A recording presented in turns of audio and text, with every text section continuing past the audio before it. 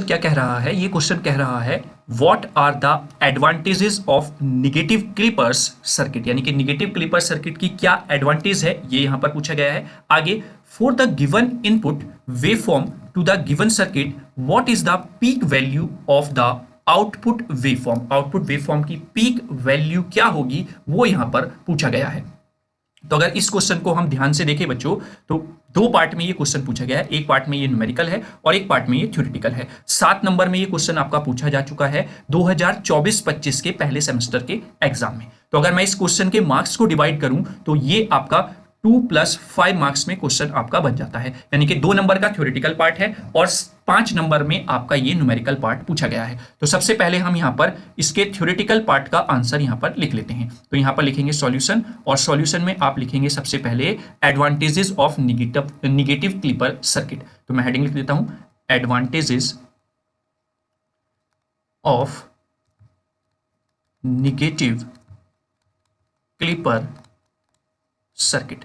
तो negative clipper circuit की अगर हम एडवांटेज की बात करें तो क्योंकि ये पार्ट आपका 2 नंबर ही यहां पर कंटेन करके चल रहा है, तो 2 आप एडवांटेजेस यहां पर मेंशन कर सकते हैं। जैसे फर्स्ट पॉइंट अगर मैं यहां पर लिखता हूं तो फर्स्ट पॉइंट आप लिखेंगे प्रोटेक्शन ऑफ द सर्किट, है ना, क्योंकि कैसा है ये निगेटिव क्लिपर की बात करें तो निगेटिव स्पाइक्स से वोल्टेज के ये क्या करेगा, प्रोटेक्ट करेगा। तो आप यहां पर लिख देंगे protection of circuit from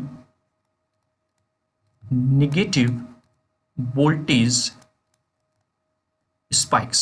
spikes मतलब जो वेरिएशंस होते हैं वोल्टेज में, है ना, तो निगेटिव वोल्टेज स्पाइक्स से ये आपका प्रोटेक्ट करेगा। और सेकंड पार्ट की अगर मैं यहां पर बात कर लेता हूं तो सेकंड पार्ट है शेपिंग वेवफॉर्म। भाई क्लिपर का काम क्या है, शेप करना वेवफॉर्म को, एक शेप से दूसरी शेप में चेंज करना। तो लिखेंगे शेपिंग, है ना, shaping waveforms, shaping waveforms by removing the negative portion या negative part of input signal। ठीक है, यानी कि दूसरा काम जो है क्लिपर सर्किट का वो क्या है, मतलब कि शेप करना वेवफॉर्म को जो आउटपुट पर आपको मिलेगी। तो क्योंकि हम निगेटिव क्लिपर की बात कर रहे हैं तो ये निगेटिव पार्ट को क्या कर देगा, रिमूव कर देगा। दैट मींस आपको एक different shape of output waveform देखने को मिल जाएगी। तो ये पार्ट जो आपका थ्योरेटिकल में पूछा गया था ये आपका हो जाता है। तो जो निगेटिव क्लिपर सर्किट है बेसिकली हम उसको एलिमिनेट या क्लिप करने के लिए यूज करते हैं निगेटिव पोर्शन को, है ना, जो आपने इनपुट पर सप्लाई दी है उसके निगेटिव पोर्शन को क्या कर देगा, क्लिप कर देगा। और ये यूजफुल होता है for protecting the sensitive circuits from the damaging by the negative part, यानी कि निगेटिव वोल्टेज स्पाइक्स जो हैं उससे प्रोटेक्ट करेगा, उनसे डैमेज होने से बचाएगा आपके सर्किट को। Is that clear? तो आई होप आप लोग समझ गए होंगे क्या एडवांटेजेस हैं निगेटिव क्लिपर सर्किट की। चलिए अब हम बात कर लेते हैं इसके न्यूमेरिकल पार्ट की, उसके लिए हम नेक्स्ट स्लाइड पर चलते हैं। अगर आप यहां पर ध्यान से देखें बच्चों, और अगर हम इस डायोड को, जो ये डायोड यहां पर लगा हुआ है, इसको हम आइडियल कंसिडर करते हैं, मतलब हमें नहीं पता है ये किस मटेरियल का बना हुआ है, कि जर्मेनियम का बना हुआ है या फिर सिलिकॉन का बना हुआ है, हम नहीं जानते हैं, तो हम इसको आइडियल ही ले लेते हैं। अब इस सर्किट को अगर हम एनालाइज करते हैं तो सर्किट को आप एनालाइज करने पर क्या देख रहे हैं यहां पर, तो इस बैटरी के अकॉर्डिंग, क्योंकि ये जो क्वेश्चन है ये किसका है, क्लिपर का है, और यहां पर एक वाइज्ड क्लिपर सर्किट आप देख रहे हैं, और चूंकि आपकी सप्लाई के डायरेक्टली संट में यानी कि पैरेलल में आपका डायोड लगा हुआ है, तो ये संट टाइप क्लिपर का एक न्यूमेरिकल आपका पूछा गया है। यहां पर आपसे वेवफॉर्म ड्रॉ करने के लिए नहीं कहा है, केवल और केवल पीक वैल्यू यहां पर आपसे पूछी गई है। तो सबसे पहले अगर आप यहां पर देखें तो जो डायोड है इस 8 वोल्ट की वजह से किस फॉर्म में है आप ये देखेंगे, तो ये प्लस टर्मिनल बैटरी का डायोड के प्लस से ही कनेक्ट है, तो दैट मीन्स ये फॉरवर्ड बायसिंग में है। तो आप यहां पर लिखेंगे here diode in forward biasing, diode जो है वो फॉरवर्ड बायसिंग में है, किसकी हेल्प से या किसकी वजह से, due to apply battery of 8 volt, जो 8 वोल्ट की बैटरी अप्लाई है यहां पर, उसकी वजह से ये किस में है, फॉरवर्ड बायसिंग में है। वहीं पर दूसरी तरफ देखें तो दूसरी तरफ जो इनपुट आप अप्लाई कर रही हैं उसका पॉजिटिव हाफ साइकिल जाएगा, उसका निगेटिव हाफ साइकिल जाएगा। तो आप लिखेंगे यहां पर due to positive half cycle, positive half cycle की वजह से आपका जो ये डायोड है वो किस सिचुएशन में होगा बेटा, वो रिवर्स बायसिंग होगा due to positive half cycle of input wave diode is in reverse biasing. ठीक है, क्यों? क्योंकि बेटा देखो पॉजिटिव हाफ साइकिल जाएगी तो पॉजिटिव टर्मिनल किससे कनेक्ट है, डायोड के निगेटिव से कनेक्ट है, तो इस वजह से ये किस में हो जाएगा, रिवर्स बायसिंग में हो जाएगा। व्हाइल जबकि जैसे ही निगेटिव साइकिल जाएगी तो निगेटिव साइकिल में क्या होगा, ये टर्मिनल आपका निगेटिव हो जाएगा। अब निगेटिव निगेटिव से कनेक्ट हो गया तो अब ये आपका किस में हो जाएगा, फॉरवर्ड बायसिंग में। While during negative half cycle of input wave diode is in forward biasing।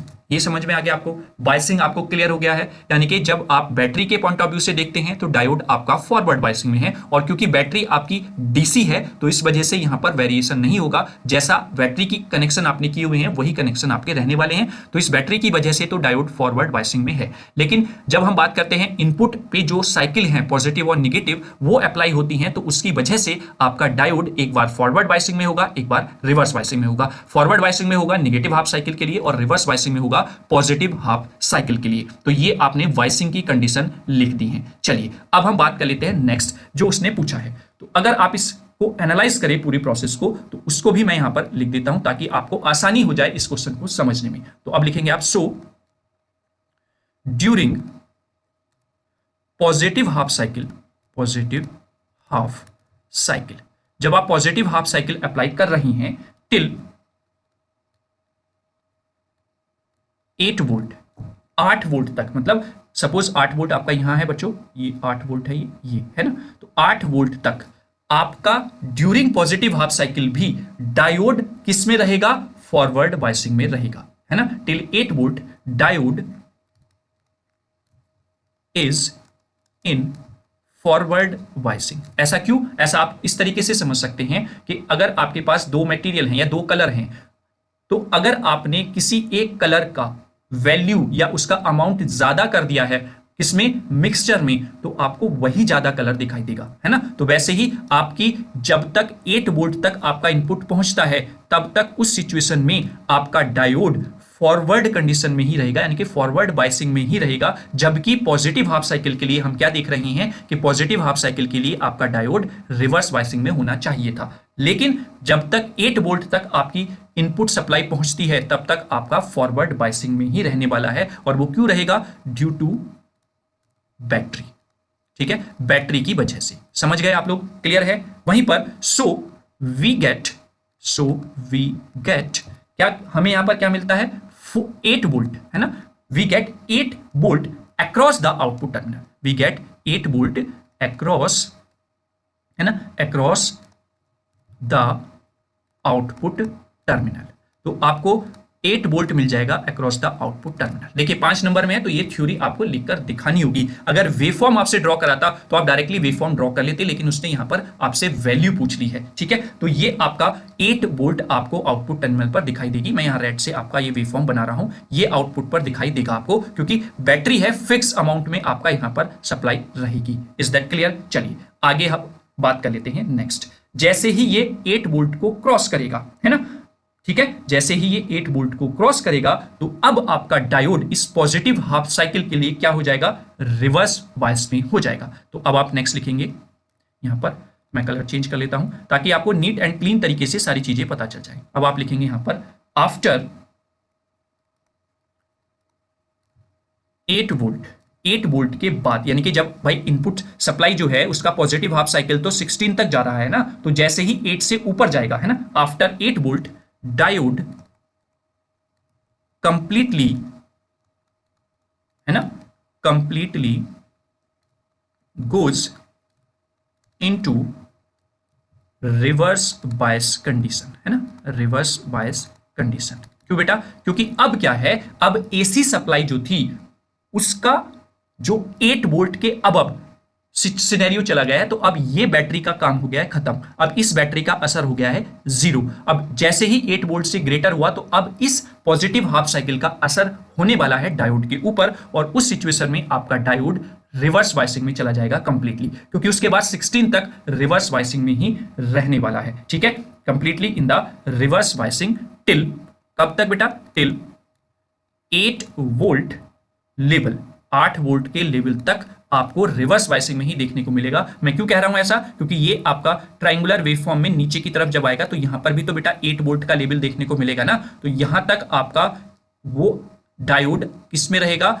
Reverse वाइसिंग में रहेगा। और रिवर्स वाइसिंग में आपको पता है डायोड क्या हो जाता है? ओपन हो जाता है। और चूंकि ये पैरेलल में लगा हुआ है तो इससे आगे जो भी आपको देखने को मिलेगा वही, मतलब जो इनपुट पर था वही एज इट इज आउटपुट पर मिल जाएगा, और आपकी वेवफॉर्म कुछ इस तरीके से बन जाएगी। अगर आपसे वेवफॉर्म यहां पर ड्रॉ करने के लिए बोलता तो आपकी वेवफॉर्म कुछ इस तरीके से हो जाती, क्योंकि यहां पर अब नीचे आप कहीं पर भी चले जाइए वहां पर आपका बिलो द 8 वोल्ट ही रहने वाला है, इसलिए आउटपुट पर आपको फिक्स अमाउंट ऑफ 8 वोल्ट ही देखने को मिलता चला जाएगा। आगे फर्दर अगर इसकी साइकिल होती तो देन फिर यहां से ये ऐसे ही आपको वेवफॉर्म देखने को मिल जाती बच्चों। इस तरीके से इसका वेवफॉर्म ड्रॉ हो जाता at output terminal. I hope आप लोग समझ गए होंगे। ठीक है, तो 8 टिल 8 वोल्ट लेवल आपका ये क्या रहेगा?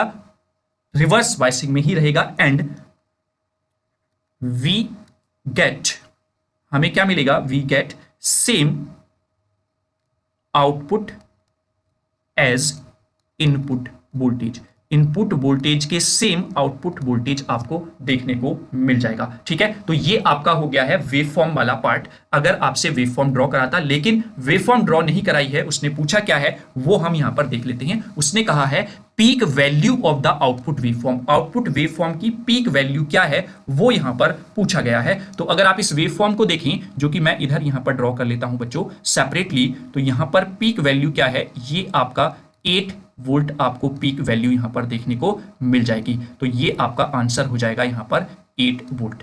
आगे फर्दर अगर हमारी वेव जो साइकिल होती पॉजिटिव फिर से, तो हमारा कुछ इस तरीके से यहां पर ड्रॉ हो जाता वेवफॉर्म। ठीक है, लाइक दैट, ऐसे फिर ये पहाड़ सा बन जाता एक, है ना, इस तरीके से। ठीक है, तो ये आपका वेवफॉर्म हो जाएगी इसकी output waveform. Is that clear? ये हो गया 8 वोल्ट और ये हो गया आपका 16 वोल्ट। क्लियर हुआ? मैक्सिमम नहीं पूछा है उसने, पीक पूछा है, तो इसलिए आपका जो आंसर होगा पीक, क्या पूछा बेटा? Peak value of output waveform. तो पीक, एक सेकेंड मैं कलर चेंज करके लिख देता हूं, peak value of output waveform. ठीक है, वेवफॉर्म। अब अगर आप ध्यान से देखें तो ये 8 वोल्ट इसका आंसर हो जाता है, लेकिन इस क्वेश्चन को वो घुमा सकता है। अगर उसने यहां पर बच्चों सिलिकॉन भी ऐड कर दिया तो अब आपको थोड़ा सा सतर्क हो जाना है। दैट मींस ये 8 वोल्ट और सिलिकॉन के लिए 0.7 वोल्ट की नीड होती है। तो दैट मींस अब आपका जो डायोड है वो 8.7 तक किसमें रहेगा? फॉरवर्ड वाइसिंग में रहेगा ड्यू टू द बैटरी, और उसके बाद आपका रिवर्स वाइसिंग में जाएगा। तो अगर वो सिलिकॉन यहां पर लिख देता तो यही लेवल आपका शिफ्ट होकर पहुंच जाता 8.7 पर, और देन आपको यहां पर फिर आउटपुट देखने को वेवफॉर्म कुछ इस तरीके से मिलता। ठीक है, इज दैट क्लियर? तो ये चीज आपको विशेषकर ध्यान रखनी है। अगर ये सिलिकॉन का होता तो ये 8.7 हो जाता। Is that clear? तो इस तरीके से भी आपसे क्वेश्चन पूछ सकता है। सिलिकॉन की जगह जर्मेनियम दे सकता है, तो उसके लिए 0.3 होता है, तो 8.3 तक पहुंच जाता। आई होप आप लोग क्वेश्चन को समझ गए होंगे। इस तरीके के न्यूमेरिकल को कैसे करना है वो भी आपको क्लियर हो गया होगा। और अधिक स्ट्रॉन्ग करने के लिए अपने न्यूमेरिकल्स आप प्लेलिस्ट पर जाइए, 2 वन शॉट वीडियोस आपको न्यूमेरिकल की देखने को मिल जाएंगे इलेक्ट्रॉनिक्स की। आप पहली यूनिट से 5th यूनिट तक सारे न्यूमेरिकल बहुत आसानी से कर ले जाएंगे अगर आप इन दोनों वन शॉट वीडियोस को कवर कर लेते हैं। वहीं पर अगर के मैप में और ज्यादा स्ट्रांग होना है तो आप के मैप का एक वन शॉट वीडियो बना हुआ है, वो भी आपको प्लेलिस्ट में मिल जाएगा, वो जाकर देख लीजिए। मैं गारंटी के साथ कहता हूं इन तीनों वीडियोस को देखकर आप किसी भी टाइप का न्यूमेरिकल पूरे इलेक्ट्रॉनिक्स में नहीं छोड़ कर आएंगे। Is that clear? तो आई होप आपने लेक्चर को एंजॉय किया होगा। वीडियो अगर अच्छी लगी है तो ये थंब वाला बटन प्रेस कर दीजिए और अपने वैल्यूएबल फीडबैक्स कमेंट बॉक्स में कमेंट जरूर करें। साथ ही साथ अगर पहली बार चैनल पर विजिट किए हैं तो चैनल को सब्सक्राइब कर लीजिए, बेल आइकन को प्रेस भी कर लीजिए ताकि आने वाली सारी वीडियोस के नोटिफिकेशन समय समय पर आपको मिलते रहें। और साथ ही साथ चैनल को आप ज्यादा से ज्यादा शेयर भी कर दीजिए ताकि सभी बच्चों तक वीडियो पहुंच सके। तो चलिए मिलेंगे नेक्स्ट वीडियो में, तब तक के लिए जय हिंद जय भारत।